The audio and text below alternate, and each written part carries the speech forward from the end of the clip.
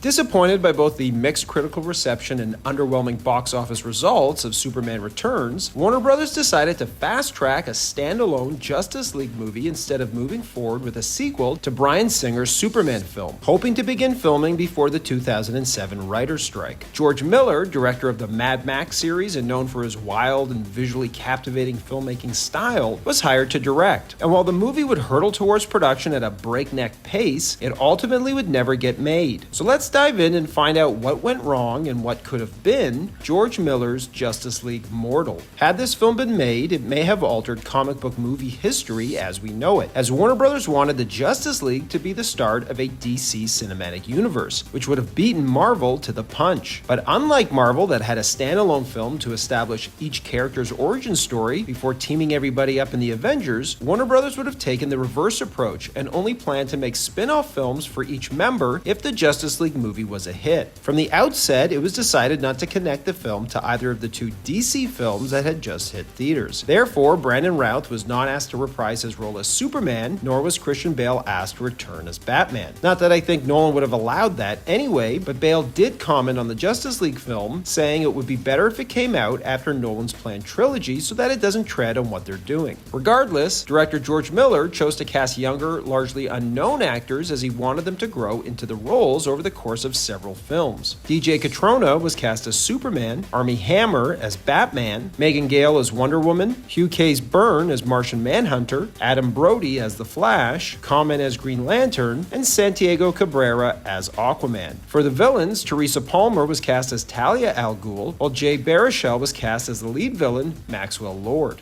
In the years since, some of the concept art and costume tests from the film have been leaked, which has given us a pretty decent idea of what the film would have looked like. In respect to Batman, it looks like Miller took some inspiration from Alex Ross's famous artwork when it came to the cowl. But for the rest of the suit, it would have been much more utilitarian and had a battle armor feel. It's also important to note that this was planned to come out before Christopher Nolan's The Dark Knight, making this the first movie where Batman would have been able to turn his head. Did you see the bat suit? I saw the bat suit and I Did saw you the see Superman suit. With all the carbon fiber and all the mechanics and springs and pistons on it? That's what seemed like it was really Miller wasn't afraid to shake up what people know about those characters. Well, what we did was we got down there and George Miller was basically like, we're going to push these DC people farther than they are ever going to be comfortable with. And then the DC people showed up and looked around and they were like, this is farther than we're comfortable with.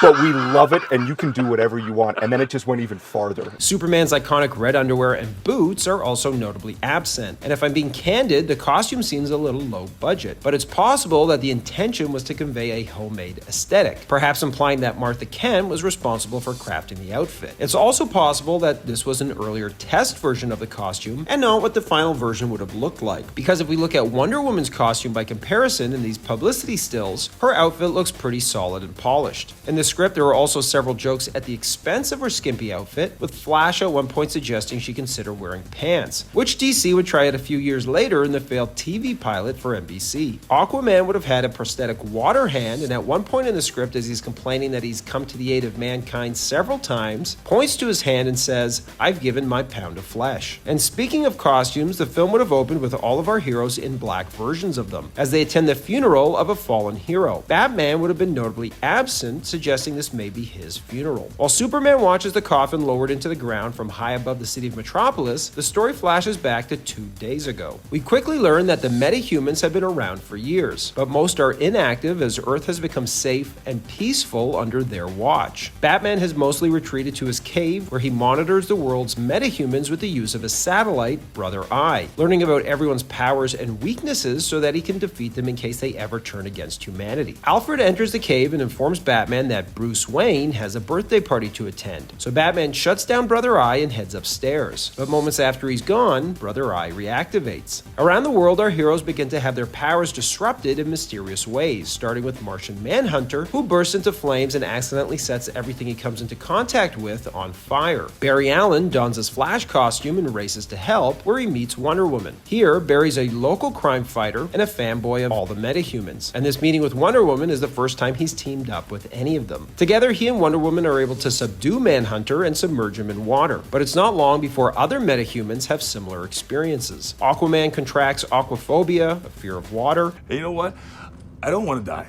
And Green Lantern loses his eyesight and control of his Green Lantern ring. Back at Bruce's birthday party, he's greeted by rival businessman Maxwell Lord, who has catered the party via his superhero-themed restaurant called Planet Krypton. Talia al Ghul also shows up before Lord tells Bruce the story of how Talia betrayed her own father, Ra's al Ghul, to help Batman defeat him, and how afterwards, without him standing in their way, Batman broke her heart, embracing solitude instead of committing to a romantic relationship with her. We eventually learn that Talia and Lord have joined forces to systematically destroy the metahumans, and they're the ones disrupting each of their powers by targeting their weaknesses with the use of nanobots. And the reason they know each member's weakness is because months ago Talia exploited Batman's confidence to gain access to the Batcave, where she provided Lord with a link to Batman's surveillance satellite, Brother Eye, which Lord has now taken control of, giving him a detailed profile of each metahuman. Haunted by his past, Lord holds a deep-seated resentment towards the metahumans for failing to protect him as a child when he was subjected to cybernetic experiments by the government's OMAC project, which tried to create super soldiers. Lord is the last survivor of these experiments and, fueled by revenge, is now determined to destroy the metahumans. In Gotham, Batman tries to stop a biker gang from torturing a couple of cops when one of the bikers transforms into a huge armored super soldier known as an OMAC, who easily defeats Batman. Afterwards, licking his wounds, Batman returns to the cave and tries to access Brother Eye, but the satellite tells him he no longer has control of it. The Flash returns home to do some research and finds his nephew, Wally West, has come to visit, who would have been played by Anton Yelchin. Just like Barry, Wally also possesses the gift of super speed. Barry asks Wally to help him with his research as they learn about the OMAC project. The heroes decide to regroup and travel to the Fortress of Solitude, where Batman, who is now forced to wear high-tech braces due to his injuries sustained during the battle with the OMAC, reveals to the group that he used Brother Eye to spy on all of them to learn of their weaknesses. But someone has taken control of the satellite and is using the information it collected against them. Enraged, Wonder Woman punches Batman. Once our heroes learn that they've been infected with nanobots, which are responsible for disrupting their powers, they each use their unique abilities against one another in order to rid themselves of the nanobots. It's at this time that Lord orders Brother Eye to initiate Phase 1, as people all over the world begin transforming into OMACs. Lord then uses his psychic abilities to telepathically convince Superman that Lois Lane has been murdered by Wonder Woman, turning an enraged Superman against her. The two fight in an epic clash that reaches outer space, with Wonder Woman throwing Superman into the moon, before he recovers and throws her back to Earth. As the group tries to fight off Superman, Wonder Woman lassos Lord and asks him how she can free Superman from Lord's mind control. Lord tells her that the only way is by killing him, which would break the link, something she refuses to do. Superman then gets a hold of Wonder Woman and is about to kill her when Batman swiftly swoops in and kills Lord in an instant by snapping his neck, putting an end to his control over Superman and liberating him from Lord's mental manipulation. Talia then merges with the Brother Eye computer, becoming a living, breathing, cybernetic monstrosity with the voice of Lord, whose mind has jumped to her. Lord then reveals that he used his Planet Krypton restaurant chain to infect people with the OMAC virus as he activates his new army of OMAC cyborgs around the world. Batman tries to rescue Talia from the clutches of the computer, but she dies before Lord's mind departs in search of a fresh host, eventually choosing Barry Allen, who had previously eaten at a Planet Krypton restaurant, to refuel, infecting him with the nanobots and allowing Lord to take control of his body. Barry then transforms into OMAC Ultra before Superman fights to subdue him, while the rest of the team battles the OMAC army. As Barry wrestles to regain control of his mind, he realizes that the only way to defeat Lord and stop the OMAC army is to sacrifice himself, so he runs around the world faster and faster until he reaches the speed of light. Finally, he slams into the speed barrier, described as a cosmic wall of light, killing himself and destroying Maxwell Lord and the OMACs. Wally West ends up adopting his uncle's moniker, becoming the new Flash, which brings us back to the funeral at the start of the film, which we now learn is for Barry Allen, not Batman, who refused to attend as he was too ashamed to show his face, feeling responsible due to the creation of the Brother Eye satellite. After the funeral, the team soon reconciles with Batman and decides to officially form the Justice League, just as Starro the Conqueror descends on Earth from space, teasing the sequel. So what went wrong? Well, a few things. The first was the writer's strike, which would delay production. The writer's strike was looming,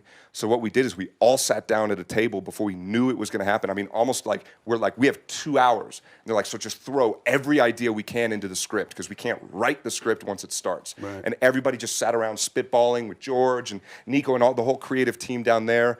And we ended up with a script that was almost 200 pages long. And then someone goes, okay, 5, 4, 3. all right, guys, that's the writer's strike. Pens down, no one can write anything else. But once the strike ended, production resumed with plans to shoot down in Australia to take advantage of their massive tax breaks. And we were down in Australia for, like a month, 2 months, doing, doing like shoots, doing like rehearsals in the suits, all the characters in their suits. And then we got a call one day from the producers, and they go, "We need everybody to come in." However, the Australian government felt that production had not hired enough Australian actors, despite the film being helmed by Australian director George Miller, the crew being composed of Australians, and 3 of the major stars of the film also being Australians. Miller was furious and complained that Australia was throwing away a $100 million plus investment into the local economy. As a result, production was moved to Vancouver and filming was pushed back to July 2008, which just so happened to be when The Dark Knight came out, becoming a cultural phenomenon. It was at this point that Warner Brothers realized that it may not be the best idea to release another Batman film to compete with their Nolan Batman series. Concerns arose that if Justice League received a negative reception, it might inadvertently impact the box office of Nolan's future Batman films. Additionally, there was apprehension that audiences might not embrace Armie Hammer as Batman, having already developed an attachment to Christian Bale's portrayal. So in the end, Warner Brothers decided to cancel the production of George Miller's Justice League to avoid potentially harming or undermining the reputation and popularity of Nolan's Batman movies. Actor Adam Brody, who would have played the Flash, joked, "Warner Brothers just didn't want to cross their streams with a whole bunch of Batmans in the universe." Instead, Warner Brothers decided to focus on developing individual films featuring the main heroes, with the plan to do a Justice League film down the road. Still, Justice League Mortal remains an interesting what if, and has left many wondering if it was released, would we have ever gotten the DCEU we know today, or would Warner Brothers still be creating spin-offs and sequels derived from this particular Justice League film? On the other hand, had it come out and bombed, would Marvel have had second thoughts about creating a cinematic universe of their own? Furthermore, would George Miller have had the opportunity to direct the remarkable Mad Max Fury Road if he had been occupied instead with a Justice League franchise? Obviously, nobody will ever know the answers to these questions, but that's what makes Justice League Mortal an intriguing what if in the realm of superhero cinema. Thanks for watching, everybody, and don't forget to like and subscribe to Bullets and Blockbusters for more great content.